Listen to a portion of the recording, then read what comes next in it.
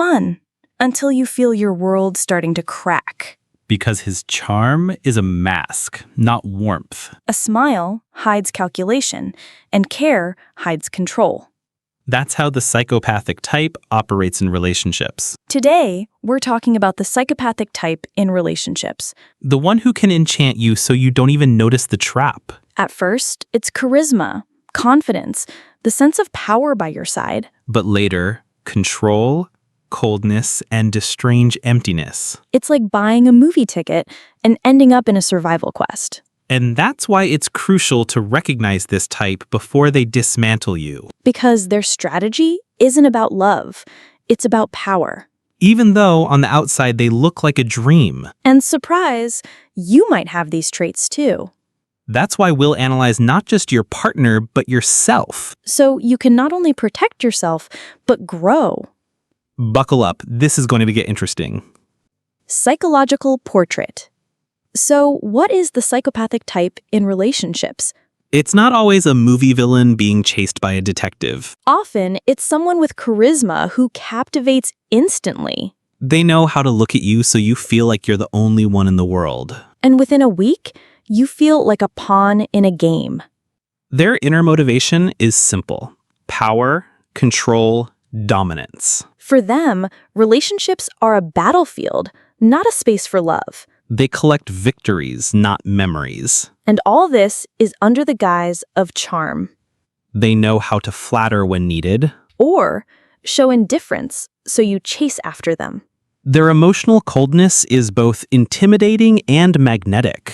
You feel strength nearby, but it's not the strength of love. It's a pressure that weighs like a heavy blanket in summer. In everyday life, the psychopathic type can seem perfect. Punctual, confident, knows what they want. Basically, a golden find until you see the real face. Their relationships rely on control, not trust.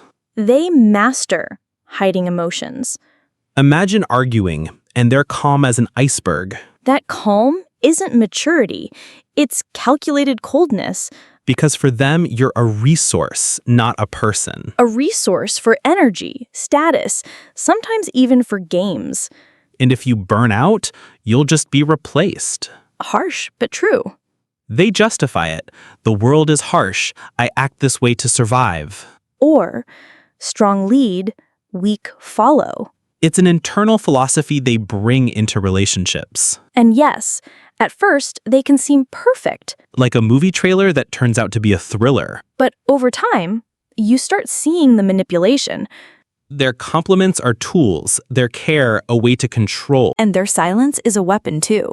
Instead of, let's talk, it's a silent punishment. The key is not confusing charm with love. Because the psychopathic type can make you feel special. While in reality, you're just another piece in their game. Important to understand, they rarely change on their own. And if you notice these traits, it's a signal to rethink.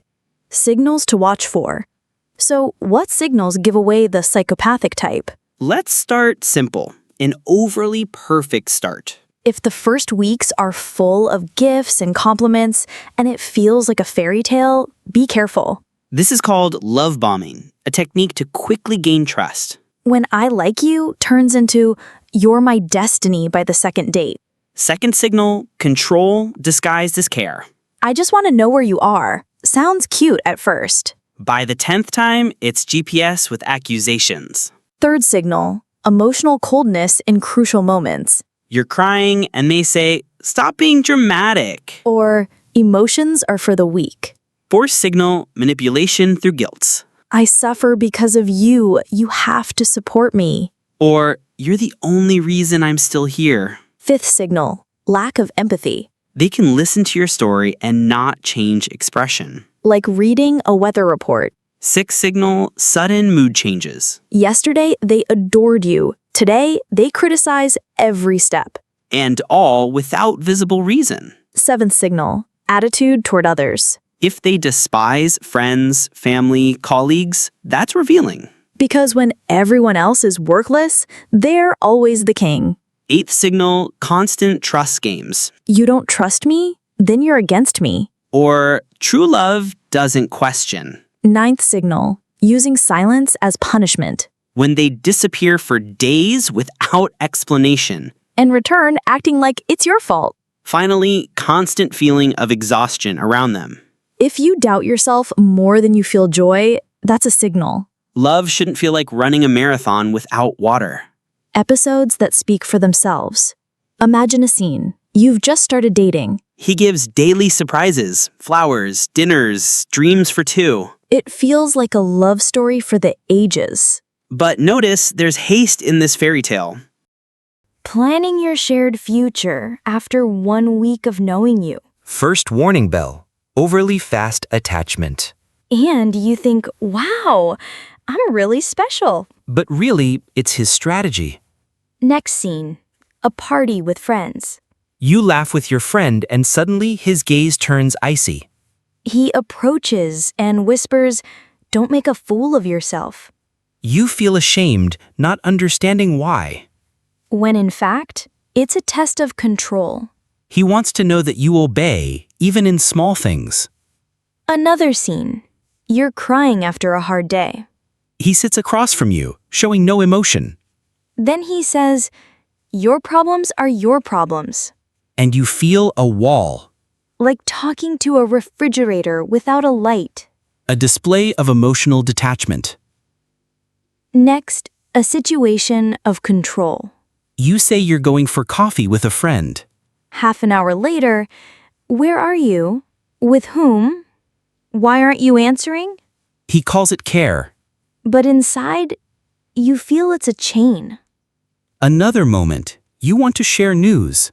He listens with an indifferent face. Then says, "This all makes no sense." And your joy flickers like a candle in the wind. This is how they devalue you. Next scene, an argument. You try to explain your feelings. He's silent, looking through you. That's silent punishment. Translation, shut up until you admit your fault. It destroys your confidence.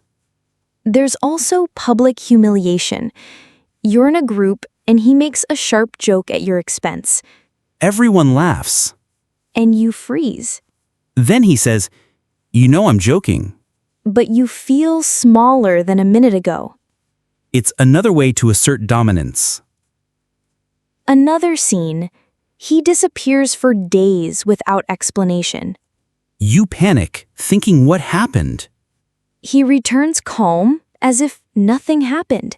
and criticizes you for being too emotional. As a bonus, making it seem like your fault.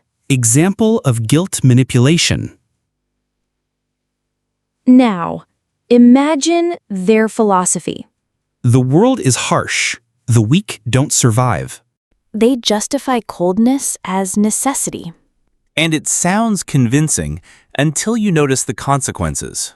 Your life becomes a survival marathon. And the relationship, an arena of competition. But it's not all black and white. There are moments of genuine sincerity. When you see a glimpse of humanity. And that's what keeps you staying longer. Like expecting an iceberg to ever melt. But an iceberg doesn't warm up because you believe in it. All these scenes together form a picture. And the key? You can't ignore them. Because the psychopathic type always leaves traces on your energy, self-esteem, and sense of safety. If the psychopath is your partner, Okay, you've noticed these traits in your partner. What's next? first, don't wait for it to fix itself. Fairy tales only work in movies. Step 1, call things by their name. If something makes you uncomfortable, acknowledge it for yourself. And don't feel like you have to heroically endure it for the sake of deep feelings. Step 2, set boundaries. If they want to check your phone, your boundary is a firm no. Encouraging. Step 3, don't let them rush things. Because a wedding in the second week, that's more a TV show plot than a healthy relationship. Step 4, seek support from friends or loved ones. Sometimes they see more than your lovesick eyes do. Calmly, step 5, Plan for your own safety. If the situation is toxic, prepare an exit. Because love shouldn't cost you your inner peace. If the psychopath is you, Now, honestly, what if you recognize these traits in yourself? smiling, relax. This isn't a verdict, it's a chance. Step 1, start with self-observation. Track when you try to control or pressure others. And instead of where were you, try how are you? It changes everything. Second, practice empathy. Ask yourself, what is the other person feeling right now? Third, learn to admit your mistakes. Because saying I'm sorry can be stronger than any argument. And fourth, don't be afraid to seek help. Because talking to a psychologist isn't weakness, it's an investment in your relationships. So, what did we learn? The psychopathic type isn't about love, it's about control. But knowledge is your armor. And sometimes, the key to freedom. If you recognize these traits in your partner, protect yourself. If in yourself, work on it. And remember, even small changes can already transform your life. And if you start changing yourself, you're already a step ahead of most people. Comment below on the signals you recognized. Maybe your experience will save someone's heart. Subscribe so you don't miss other types. Because understanding is the first step towards healthy relationships.